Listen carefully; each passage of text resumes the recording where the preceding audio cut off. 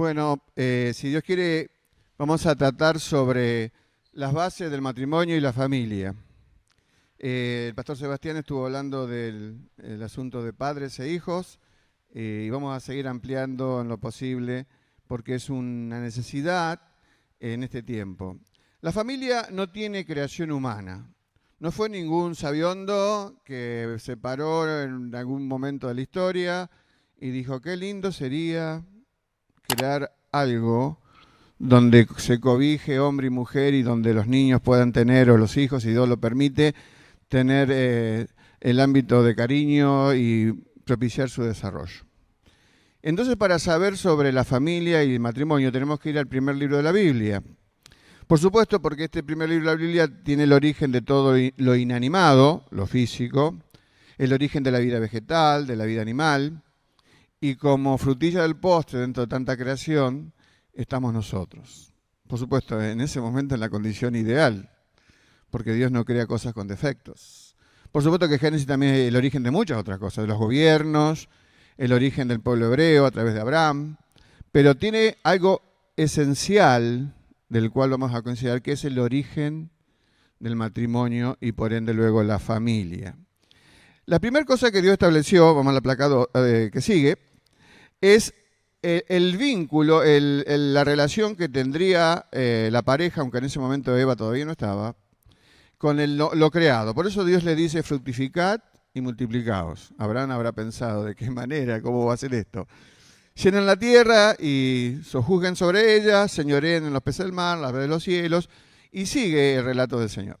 Pero luego, el Señor, por supuesto, creo que el que tuvo la voz aquí expresando la Trinidad, su voluntad es Jesucristo, porque Él es el Verbo, y el Verbo es el que dicciona la palabra. Y entonces allí, y voy a leer Génesis 2:24, es, diríamos, la mejor definición de matrimonio dada por Dios. Entonces empieza por tanto, uno dice por tanto, en el versículo 24 de Génesis 2. No hay tiempo ahora para leer, pero ese por tanto vincula el texto de Génesis 2:24 con lo anterior. O sea, Adán en estado incompleto, pero sí perfecto, aunque podíamos ser imperfectos, pero sin pecado, es puesto en un sueño y del costado, no de la costilla, ya lo estuvimos viendo, eso es muy importante, Dios permitió la creación de Eva. Es el único lugar en la Biblia donde hay una ceremonia de casamiento, pero medio rara, diferente a la que estamos acostumbrados. Porque mucho de lo que de las ceremonias de boda tiene que ver con lo cultural. No está mal, ¿eh? Yo digo que realmente el único que hay es este donde Dios ofició de ministro religioso, perdón la expresión, frente a esta pareja que, bueno, el hombre estaba requete sorprendido. No se sabe cuánto espacio estuvo Adán sin compañía, porque la compañía de los animales no era lo ideal. Él ejerció autoridad porque le puso nombre. Entonces dice Dios, por tanto, y ahora escuchen lo que Dios dice, y yo también debo escucharlo, que va a usar Dios tres verbos, el verbo en todo idioma, denota acción. Y lo primero que va a dar Dios, dejará. Ahora vamos a explicar qué es dejar. Pero no vamos a hacer una introducción larga, porque en el final vamos a explicarlo de Génesis 24 desde otro ángulo. Pero aquí estamos viendo que dejará, y dice, ¿a quién? El hombre a su padre y a su madre. Uno dice, pero si Adán no tenía ni padre ni madre, tuvo creación directa de Dios. Lo que pasa es que Dios estaba estableciendo aquí las bases del matrimonio universal. El matrimonio es un regalo que Dios hace a la raza humana. No es una institución cristiana. Se transformó luego, con las bases de la fe, luego de la cruz, en este aditamento de ser un matrimonio cristiano. Pero el matrimonio es para toda persona que quiere someterse al propósito de Dios y a su voluntad. Entonces dejará. Luego dice, muy importante, que hay que aclararlo muy bien en este tiempo, porque dice se unirá a su mujer. En primer lugar no dice sus mujeres, como entendieron, por ejemplo, en la época de los reyes de Israel, copiando las costumbres paganas y teniendo multitud de mujeres. El problema era la multitud de suegras, pero bueno, eso es otro problema. Ahora, quiero decir algo con respecto a este versículo. Perdón. Porque en todo lugar del mundo, con sentido de humor, cuando alguien menciona la palabra suegra, como hizo Carlito recién, se ríe, o nos reímos, me incluyo. Pero en realidad, generalmente pensamos esos chistes tienen que ver con la madre de la novia o la esposa. Y en realidad, en Génesis 2 se está hablando del hombre, sería la suegra de la mujer, la que tiene que ser dejada porque se inicia un nuevo vínculo prioritario, novedoso. Y tenemos que decir acá que no solamente dice su mujer, sino que también dice mujer, genéricamente, porque hoy día se está intentando socavar las bases que nunca deben ser tocadas del matrimonio. Y así se han logrado la institución, haciendo lo contrario a la voluntad de Dios, que haciendo hombre con hombre, mujer con mujer. Y en nuestra propia Argentina, por eso no estamos de acuerdo con esa ley, estamos de acuerdo con la unión civil para protección de derechos, pero no darle la entidad de matrimonio a las uniones que Dios no aprueba. Y de luego, el verbo primero era dejará, el segundo es unirá, unirse, y el tercero es ser, una sola carne. Ahora, eso queda establecido por Dios, el matrimonio monogámico, uno y uno, mujer y varón, hembra y macho, y heterosexual, de distintos sexos, para proveer a la creación. Y quiero decirles que el propósito del matrimonio, el primario no es la procreación, el propósito es la satisfacción de los esposos. La procreación también es una posibilidad que Dios da al hombre para que, iluminado por Dios, hablando de los que son de Cristo, siguen al Señor, puedan determinar la capacidad de tener los hijos que si Dios se los concede. Entonces, monogámico, heterosexual, de carácter permanente, por eso lo explica Jesús en Mateo 19, porque este versículo que estoy citando está en 3 partes de la Biblia. Y tienen razón de ser por qué estar. Primero en el original, porque es el punto de partida. Después en los evangelios, en Mateo 19, donde Jesús es tratado de ser acorralado para que él cometa un error. Y entonces se le presentan los fariseos diciéndole al Señor Jesús que había 2 corrientes, una que propiciaba el divorcio por cualquier causa y otro que era mucho más conservador, y le quisieron poner a Jesús, ¿con cuál está de acuerdo? ¿Con este o con este? Jesús dijo, no. En el principio, y cito este versículo, no fue así, sino a causa de la dureza del corazón del hombre. Pero la historia bíblica demuestra, luego de esta declaración tan hermosa de Dios y de poner a marchar la historia, que los descendientes de Adán y Eva cometieron todo tipo de atropellos contra este principio. Uno dice, ¿quiénes? Por ejemplo, al inicio de la historia, ¿se acuerdan de Lamec? No lo cito mucho porque ya fue explicado, que tenía 2 mujeres, el primer bígamo que cita la Biblia, Ada y Sila, y toda la generación cainita, los que descienden de Caín, cainita, cometieron esta tergiversación del modelo divino. Pero no quedó ahí, sino uno lee ya más adelante después, los cainitas murieron en el diluvio. Pero después del diluvio, cuando se reconstituyó la civilización, Sodoma y Gomorra también fueron la expresión de una bofetada, de un insulto a los principios de Dios, viviendo la homosexualidad. El libro de Ezequiel dice que había muchas otras cosas, falta de solidaridad con el necesitado, un lugar de mucho dinero y un olvido de Dios. Y también, aún imperios paganos fueron destruidos por Dios por ir contra los principios de Dios. Por ejemplo, la generación de Babilonia, en una plena orgía de muchos días, ¿se acuerdan? Esto está en la Biblia. Y esos son como modelos, fotos que se sacó en la historia, y explicando que ninguna sociedad puede transgredir los principios de Dios sobre la familia sin sufrir las consecuencias. Yo estoy hablando de cosas viejas. Pero ahora también vamos a trasladarnos al tiempo nuevo, a nuestra propia época. Así que se niega hoy la vigencia de lo absoluto. Nuestra sociedad es una sociedad que adhiere a principios relativos. Y fíjense, yo acostumbro a leer los diarios digitales y siempre aparecen las cosas novedosas. Ahora está, en lugar de pareja está la trieja, el poliamor y todas elementos que yo digo, ¿cómo sentirá Dios de cuán lejos nos hemos ido del plan original? Entonces, muchas veces esto se disfraza con la palabra que han escuchado muchas veces ustedes, progresismo. Y cuando ustedes escuchen progresismo y marcando estos hechos, trasládenla o cámbienla con la palabra decadencia. Hermanos, nuestra sociedad, nuestra civilización está en plena decadencia. Y los estertores que vemos o las consecuencias que vemos en la sociedad nos permiten decir esto. Hubo creo que vive un sociólogo árabe, es medio raro, que vive en Francia. Tiene un nombre medio raro, Saidi Lady, parece lady en inglés, mujer. Y él dice que esto, mire, es raro porque un árabe, que la mayoría de los gobiernos de las naciones árabes son autocráticas, verticalistas, imagínense el trato de la mujer, que ustedes saben que en el ámbito árabe ocupa un lugar inferior. Pero Saidi Lady dice, hablando seguramente de lo que pasa en Europa, a medida que se democratiza la familia, disminuye y se debilita la democracia en la sociedad. La familia no ha sido pensada para ser democrática. Fíjense, esto seguramente no tiene que ver con la fe cristiana. Y dice, tiene que funcionar como un ámbito de autoridad. El padre es quien tiene que formar a sus hijos, en sus hijos la idea de orden y respeto que luego se refleja en toda sociedad. Eso quiere decir lo mismo que dijo el gobernador de nuestra provincia.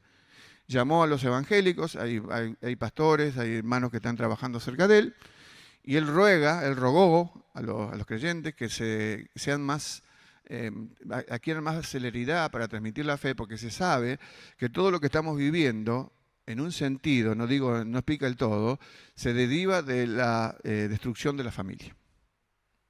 Entonces, hijos que se crían sin autoridad, sin modelos, sin límites, y luego hay mucha tentación para que una pastillita te lleve a un paraíso artificial o que te dé la solución económica para simplemente vender lo que a otros les gusta. Yo digo, a veces no soy de leer muchas expresiones de estos sociólogos, pero son profetas seculares. O sea, ellos ven el estado social, lo estudian, dedican horas en cosas que nosotros no hacemos, tal vez en la misma amplitud. Y uno que se murió hace unos 5 años, se llamaba Zygmunt Bauman, que era polaco, y él acuñó una frase que viene perfecto para describir, lamentablemente describir, la sociedad que vivimos. ¿Saben cómo llamó a nuestra sociedad? La sociedad líquida. Amor líquido. Por supuesto que es un concepto totalmente contrario a la expresión bíblica, donde habla que el amor nunca deja de ser, pero este hombre dice que la sociedad es líquida porque es permeable a todas las ideas y dispuesta a tomar la forma de cualquier recipiente. Esta es una Biblia para gente que tiene lentes, por eso es grande, no la puedo adaptar a lo que yo quiero, me estoy hablando físicamente. Pero si yo tengo aquí un vaso, ahí tenía Israel hace un ratito un vaso, él puede poner agua, puede poner un té, pudo poner una gaseosa, porque el agua se adapta al molde. Bueno, de esa manera, hoy, las familias toman adaptaciones que son contrarias a la voluntad y al propósito de Dios. Los roles se van desdibujando, diluyendo, el rol paterno ha sido vaciado de autoridad, eso es gravísimo, el padre se lo ve como un simple proveedor de dinero y bienes materiales y deja una sociedad sin modelos. Hace tiempo había leído un artículo que hablaba algo parecido a esto y decía que nuestra sociedad es una sociedad de pedestales vacíos. Era un artículo de Clarín que decía cuál es el modelo tuyo en la sociedad. Uno decía un deportista, otro decía tal cosa, y padre y madre que eran para lo último. Ahora, no somos nosotros los parecidos a la famosa serie que había antes, ¿se acuerdan? La familia sobre la pradera, la familia Ingalls. Pero tampoco, diríamos, el modelo cristiano tiene que ver con la familia Simpson, ¿no? Ahora, vamos a la placa que sigue. Esa es la figura, la figura que se ve ahí es uno de los libros de Bauman, Sociedad Líquida, se va derritiendo. En tercer lugar, la tercera placa es, nuestro tiempo se caracteriza porque, esto para aquellos que tenemos más años, cómo ha ido paulatinamente borrándose las diferencias. Comenzamos, por ejemplo, por borrar las diferencias lentamente entre hombre y mujer. Aquí tenemos un matrimonio en la iglesia que está presente, que ambos son del mismo oficio, coaferes se dice ahora, se dedican a la peluquería. Antes, en mi edad, era imposible ver, por lo menos en mi edad, una peluquería unisex. Eso fue una creación. No estoy en contra de eso, porque no hay, el que quiere hacer de alguna manera su negocio, que lo haga. Pero antes había una diferenciación hasta en ciertos detalles. Pero luego se promocionó el unisex, ropas parecidas, hombre y mujer, se llegó al transvestismo, hoy se promociona la homosexualidad. Y se llegó a discutir un esencial elemento que Dios tiene muy en cuenta. El sexo ya ahora, por la posición relativista de la sociedad, no fundamentalista en el buen sentido que tenemos los cristianos, el sexo ya no viene marcado por la naturaleza. Y cuando alguien dice, estoy atrapado en un cuerpo de mujer y soy hombre, o estoy atrapado en un cuerpo de hombre y soy mujer, se está negando el valor de la creación directa de Dios, diciendo esa famosa frase, la naturaleza se equivoca. No. Lo que hemos venido ya de años, y nuestros padres aún que no eran creyentes o lo fueron después, que nos criaron, estaba eso bien claro. Había que haber diferencias. Ya no hay tampoco diferencia entre sexo y amor. Hasta la expresión hacer el amor, que uno ve especialmente en las series o en las películas, es una frase de un mal sentido, porque se está hablando de sexo y no de amor. El sexo no produce amor, sino que el amor, constituido bajo los lazos legales y bíblicos, puede expresarse en el sexo. Y el sexo, a través de Hollywood, de las películas pornográficas y todo eso, se lo está tratando como una cosa sucia, cuando en realidad es una bendición que Dios ha dado al ser humano, pero para que lo haga conforme a las normas que prescribe Dios. Cuando transgredimos esos límites, todos los derivados vienen como consecuencia. Y así nacieron la propagación de las enfermedades de transmisión sexual y otras cosas. Ahora, se está desdibujando la diferencia entre hombre y mujer. Se está dibujando la diferencia entre sexo y amor. Se está dibujando la diferencia entre lo sagrado y lo profano. Aquello que hemos venido de una generación que amaba, yo no, pero gente vinculada conmigo que amaba el tango. A veces cierta parte del tango me deprime porque tiene mucha frustración y todo eso. Para el hombre que amaba el tango, lo único sagrado que había era la madre. Bueno, hoy pregunto, ¿qué es lo sagrado para la generación de hoy? Si uno de los insultos más repetidos es uno que no lo voy a decir de aquí, pero que cobija a la madre que nos trajo al mundo. Se ha perdido también la diferencia entre lo íntimo y lo público. La gente publica las cosas más vergonzosas para que sean conocidas por todos. Bueno, esa es la sociedad que estamos teniendo.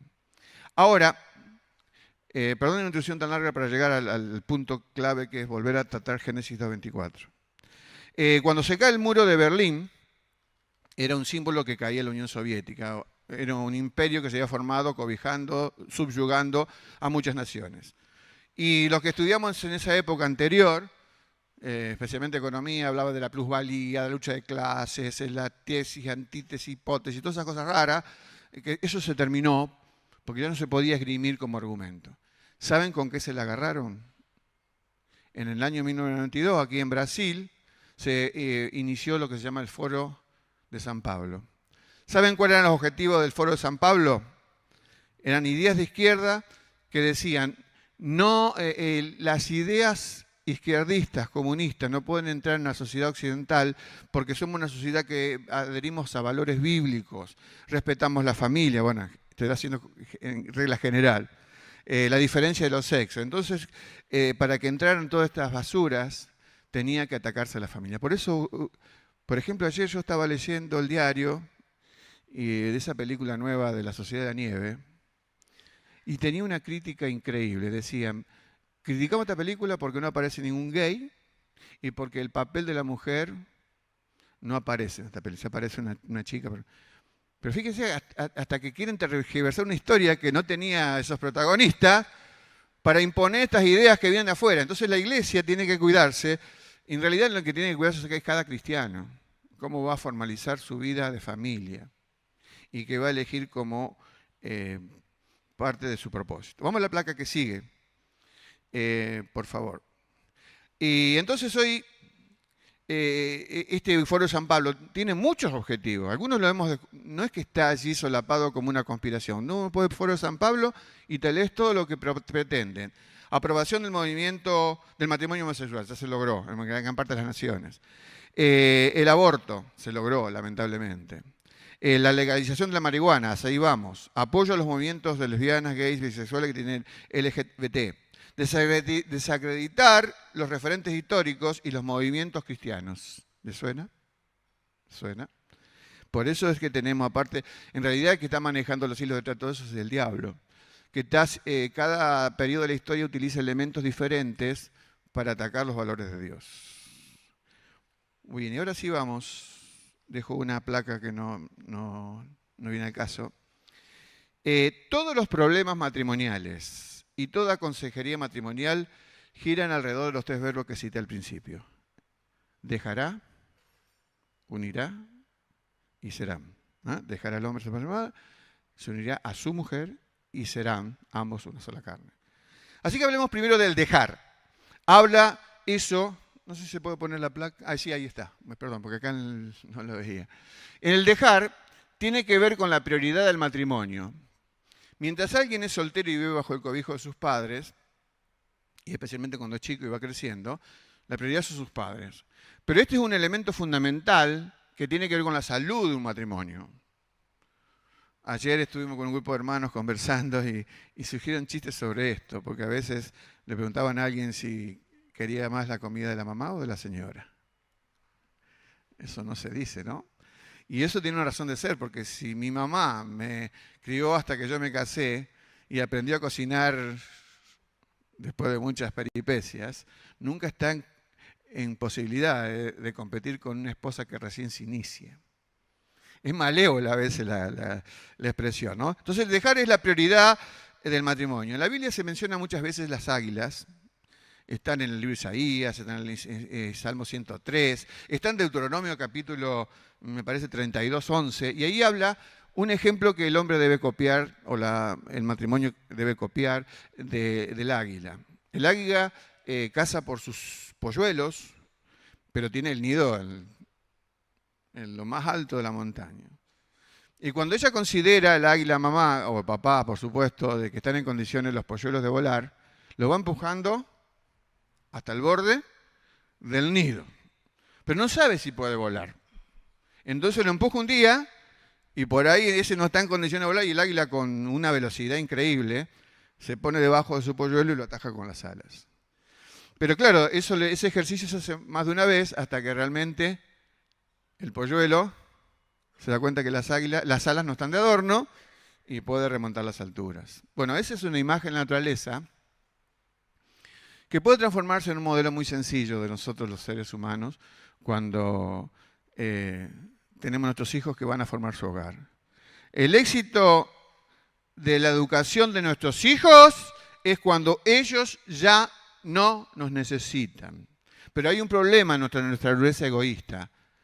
Nosotros necesitamos ser necesitados. Perdón la repetición de las palabras. Entonces queremos de nuevo cobijar a esos hijos que ya tienen que tener libertad aún de cometer errores, para meter nosotros la cuchara. Y a veces puede ser entonces, alguien lo llamó, algunos autores de familia, los incestos emocionales, ojo, hasta ahí nomás. ¿Por qué? Porque se entra en competencia, ¿no? La madre compite con la esposa del hijo, o puede ser al revés también, ¿no? La madre de la chica compitiendo también. Así que a veces tenemos esa necesidad de ser amados y eso debe ser corregido bajo la luz del Señor y llevar nuestros defectos a la cruz. Alguien dijo que los hijos son como jabón. Si los apretás fuerte, se te saltan de la mano. Pero si los sostenés gentilmente, sabiamente, no te vas a quedar sin trabajo, porque los hijos vendrán de nuevo a tu casa como amigos y traerán lo más hermoso que son los nietos. Por eso debemos tener mucho cuidado con esto. Y lo más importante del hombre no es el trabajo ni el negocio, el supremo compromiso, que a veces hay hombres que lo sacrifican su familia en el altar del trabajo y los negocios. El hombre de éxito no lo es por el lugar que ocupa en una empresa o por la cantidad de dinero que gane. El valor es la familia. Primero, por supuesto, después de Dios. Primero está Dios. Por eso el matrimonio es un amor entre segundos. Yo cuando me casé tenía muy claro eso. Mi esposa tenía a Dios primero y yo también a Dios primero. Entonces por eso es un amor segundo. Y creo que ustedes también, aquellos que se han unido en Cristo. Segundo, la palabra unir. Eso habla de la permanencia, todos con P, prioridad, permanencia y luego va a ser propósito. Hace muchos años yo leí un artículo que tenía esta ilustración y que me quedó grabada siempre. Y la pregunta es, ¿puede enamorarse un pez de un pájaro? Lo que seguía era, ¿dónde van a hacer el nido? Y lamentablemente al tratar de las bases de la familia, del matrimonio cristiano, vuelvo a decir, adquirió carácter cristiano luego de la cruz, pero el matrimonio es vigente desde antes de la cruz, una bendición que Dios nos ha dado. Y por eso deben tener cuidados aquellos que son parte de nuestra familia, de los chicos que se están criando en la iglesia, los que han abrazado la fe, de que es imposible, Dios no aprueba cuando alguien elige a alguien que no es de Cristo para formar su hogar. Porque, ¿qué tipo de unión puede tener? Porque la unión esta no es simplemente, generalmente se la ha tomado como la unión sexual, pero es la unión de cuerpo, alma y espíritu. Si alguien todavía no es regenerado, dice la Biblia que no tiene, el espíritu está muerto. Entonces la unión que va a hacer con su esposa, si es de Cristo la esposa, o puede ser el caso al revés, va a ser una unión incompleta, porque no va a estar la función del espíritu. Y eso es muy importante, porque aquella persona, el cristiano normal debe ser gobernado por el espíritu. Entonces, ¿qué va a proveer para la vida íntima y la vida de matrimonio? Aquello que tiene vínculo con los valores de Dios. Y no va a contagiarse con el relativismo que afuera hay, que tanto quieren ingresar en nuestras iglesias. Y también vamos al último. Las familias que permanecen juntas y también las que se desintegran tienen básicamente los mismos problemas. Entonces, ¿cómo es el asunto? Si hay un problema, alguno lo lleva a separarse y otros frente al mismo problema lo llevan a estar más unidos, porque no hay problema demasiado grande que no pueda ser solucionado en Dios. Solo hay personas demasiadas pequeñas para solucionarlos.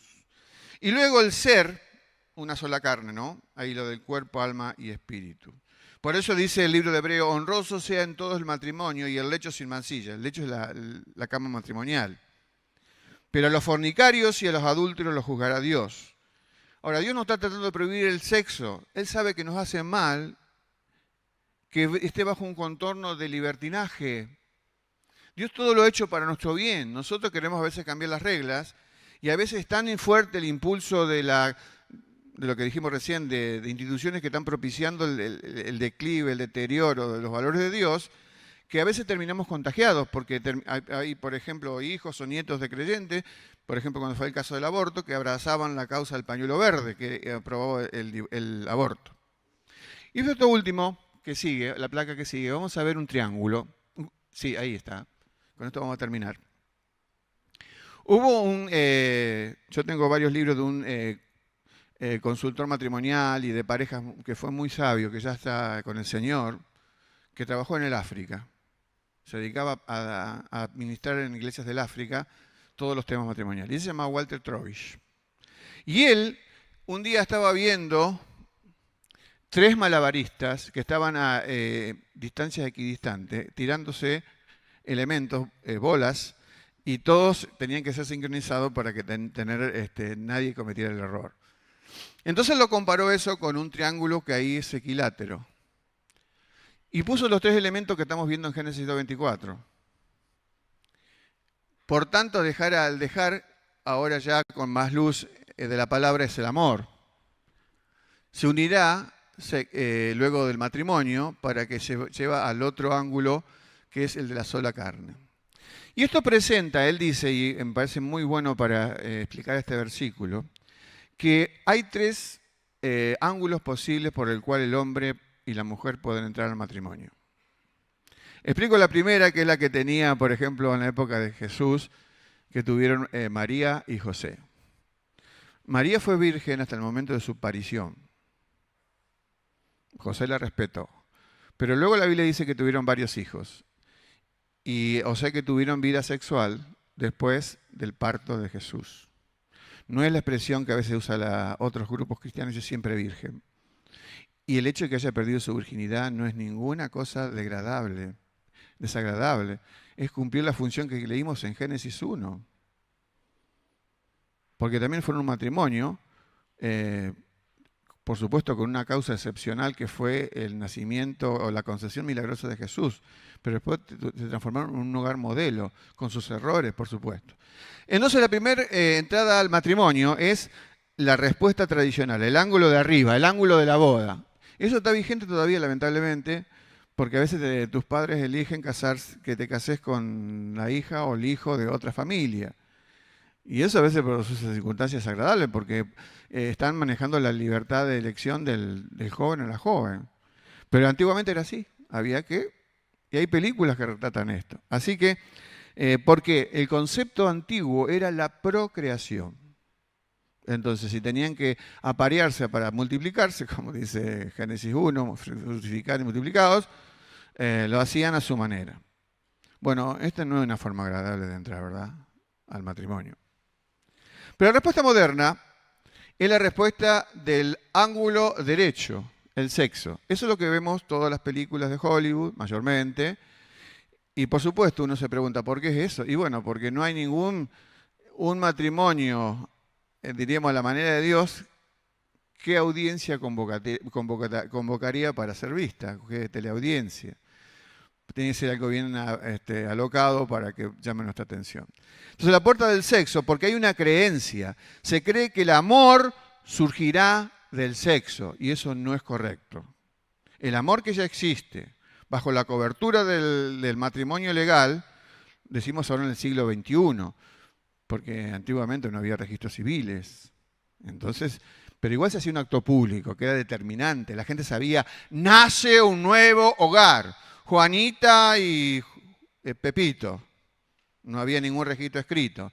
Pero todo en la aldea o todo en la ciudad sabían que nacía un nuevo matrimonio. Así que el amor tiene que preceder al matrimonio y tiene que preceder al sexo. ¿Por qué?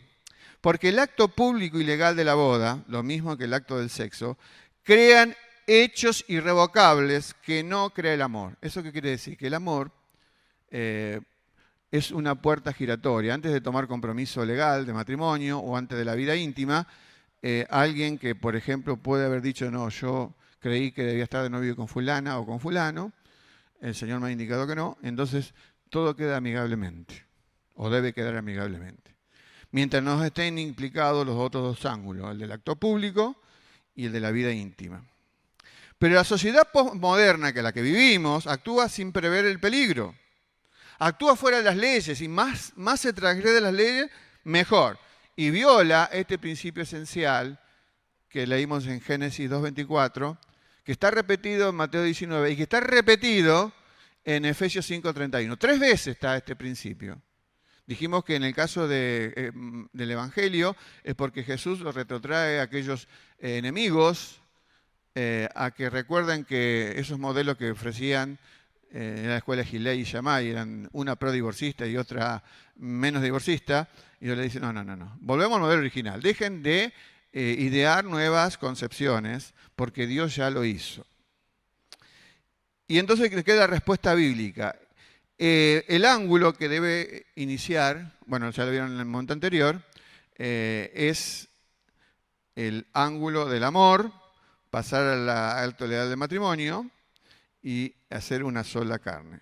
Pero la sociedad posmoderna no respeta las leyes, actúa sin criterio y a veces sin lógica y falta del respeto permanente al principio de la convivencia. Y más aún, los medios que uno ve a veces en la televisión, que si estamos en una sociedad decadente, el éter, la TV va a mostrar todos esos casos donde han artistas donde promueven la promiscuidad. Ah, no estás más con fulano. No, ya eso quedó en el pasado. Ahora tuvimos un flechazo, porque ahora ya no son los sentimientos los que unen. Primero, por supuesto, que no se respeta el matrimonio, pero antes era el sentimiento. Sentimos que nos amamos y ¿por qué no vamos a vivir así? Y ahora es cuestión de piel. Hoy la gente se une por el erotismo. Hoy se conocen, hoy tienen vida íntima. Ahora, pero si el sexo lo creó Dios para el bien de sí, pero si nosotros manejamos la regla de uso como a mí se me antoja, tengo que soportar las consecuencias. Así que, y todo se tiene hoy en esta sociedad relativista un criterio cortoplacista. Hoy estoy bien, hago esto. No, mirá que en el futuro, no, yo estoy bien así, ¿no? Y entonces vemos todos modelos familiares que atentan contra Génesis 2:24. Ya terminando. Esto también afecta a la sociedad cristiana, la comunidad de fe a la cual decimos participar. Dice el libro de Jeremías, capítulo 24, utiliza un verbo que es el verbo conocer, muy importante en los escritos bíblicos, y que se usó por primera vez en la Biblia, en Génesis capítulo 4, cuando Adán y Eva tuvieron su encuentro sexual. Y dice, y Adán conoció a Eva, y ahí marca el nacimiento de Caín. Así que ese verbo conocer tiene una razón de ser, es un verbo muy intenso, muy importante en la constitución de la pareja. Pero también en el vínculo de unión entre Dios y el hombre, o la posibilidad de tener este vínculo, el verbo conocer es importantísimo, porque la generación actual transgrede las normas de Dios, porque sabe las normas de Dios, pero no conoce las normas de Dios. Porque saber es una cosa y conocer es otra. Por eso Dios dice en Jeremías 24 que era una sociedad que enfrentaba a Jeremías parecida a la nuestra, posmoderna, cada uno con ideas cortoplacistas, podíamos buscar parejas en los vecindarios, los pueblos vecinos que eran paganos. Era una degradación total y terminaron matando a Jeremías por lo que predicaba. Y dice Dios a través de este hombre, que era un profeta fiel, les daré, se refiere al pueblo de Dios, que estaba viviendo mal. Les daré corazón para que me conozcan. Es el mismo verbo que está en Génesis 4. Porque Dios no quiere solamente que sepamos de Él. Quiere que conozcamos su persona. Y me serán así, porque eso tiene una implicancia muy grande para nosotros. Y me serán por pueblo, yo les daré, seré a ellos por Dios, porque se volverán a mí de todo corazón. Dios quiere, mi hermano, mi amigo, no solamente que sepas de Él. Somos una generación que sabe mucho. Pero preguntémonos si somos una generación que conoce mucho de Dios. Conoce mucho de Dios. El Señor Jesús ya en los momentos finales, antes de ir a la cruz, donde primero lo apresaron en un huerto, Él tuvo una reunión íntima en un lugar cerrado. Se llamó el aposento alto. Y se llaman los sermones del aposento alto, el sermón del aposento alto, que no tenía carácter público porque no era para todo el mundo. Era para aquellos que estaban afincados en la fe y que eran sus seguidores, que tenían sus defectos, lo tenían. Posiblemente de ese grupo eran 11 ya porque Judas había salido a hacer su fechoría y entregar al Señor. Pero el Señor tiene una definición importantísima de lo que es la vida eterna. Dice, verso 3 de Juan 17, y esta es la vida eterna, es una afirmación. Y esta es la vida eterna. Uno dice, ¿qué es la vida eterna? Y Jesús le responde, que te conozcan a ti, único Dios verdadero, y a Jesucristo, se señaló seguramente Él, a quien tú has enviado. Y así que yo cité Jeremías 24, Antiguo Testamento. Cité Juan 17. Que sí que hay un elemento conductor entre ambos testamentos donde vemos el propósito de Dios. Dios quiere que le conozcan vivencialmente. Porque cuando conoces los conceptos de Dios sobre matrimonio y familia, es lo que vemos muchas veces, rechazando el modelo de Dios y haciendo lo que queda a mi criterio. Y después las consecuencias se pagan muy caro. Uno ya es viejo y sabe. Me estoy acordando de algunos amigos de la fe en San Nicolás, donde yo vivía, que optaron por soluciones alternativas y terminando muy malamente. Por eso Dios, uno dice, ¿cuáles fueron los sermones más duros del Señor Jesús cuando estuvo aquí en la tierra? No fue contra las prostitutas o prostitutos, no fue contra los viles publicanos que vendían por dinero y explotaban al pueblo cobrándole 10 veces más lo que cobraban. Los sermones más duros de Jesús fue contra los religiosos. Y aquel que solo sabe de Dios es lo más cercano a un religioso. Por eso necesitamos imperiosamente chequear nuestra vida personal para preguntarnos, ¿sabemos de Dios o conocemos a Dios? Bueno, ¿y cuál es la diferencia? Bueno, saber tiene que ver con lo intelectual.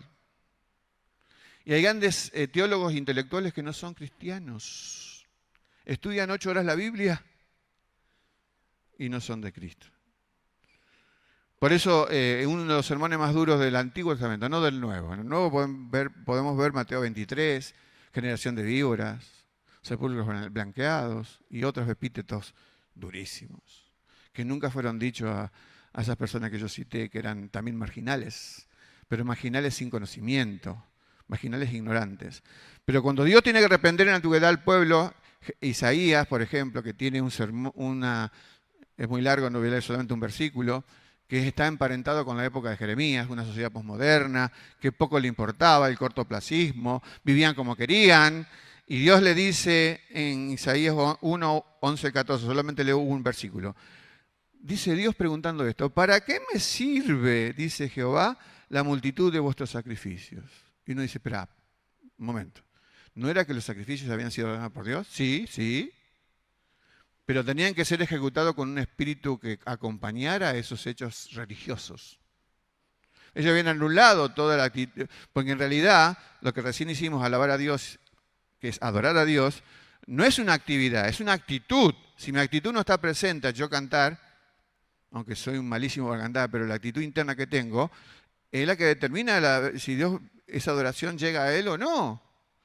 Y entonces aquella gente de la época de Isaías, y habría para buscar muchos otros profetas menores también, Dios pregunta: ¿para qué me sirve, dice Jehová, la multitud de vuestros sacrificios? Miren lo que dice Dios: hastiado estoy de holocaustos, de carneros y de cebos de animales. La manera que adoraba el antiguo adorador. Si tuviéramos que parafrasear esto, ¿cómo sería?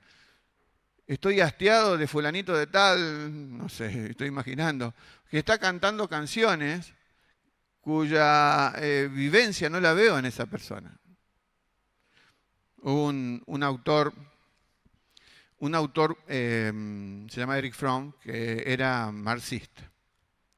Y él, preocupado porque el marxismo no entraba, lo mismo que conté hoy, que no entraba en el mundo occidental, y se enteró por qué era. Y entonces se puso el inconverso, el ateo, se puso a estudiar los profetas del Antiguo Testamento y a Jesús. ¿Por qué la gente le hacía caso? Bueno, en el caso de los profetas y Jesús no siempre hacían caso, pero ¿por qué muchas veces reunían multitudes? Y llegó a una conclusión, pero tremenda, y decían: porque el que predicaba encarnaba esa verdad.